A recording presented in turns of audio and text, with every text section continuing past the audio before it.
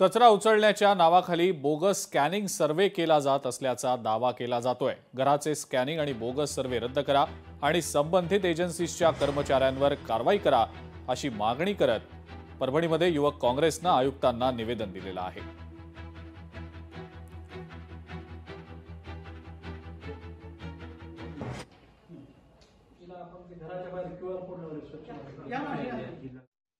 तर घंटा गाडी जो कचरा कलेक्ट होतो तो कलेक्ट झाल्यानंतर त्या घंटा गाडीच्या चालकाने किंवा हेल्परनी तो QR कोड स्कॅन करायचा आणि त्या घराचा कचरा उचलला हे वेबसाईटवर अपलोड करायचं।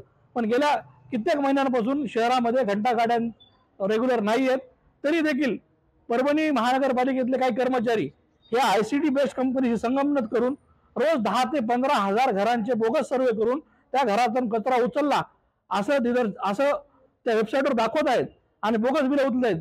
आम्ही महापालिकेच्या आयुक्ताला विनंती केली की तात्काळ तुम्ही बोगस प्रकार रोखा, अन्यथा आम्हाला फार मोठं आंदोलन करावं लागेल आणि पूर्ण कचरा गोळा करून आम्ही तुमच्या दालनात आणून टाकून देऊ म्हणलं। लोकशाही मराठी ऐका, पहा, जागरूक रहा।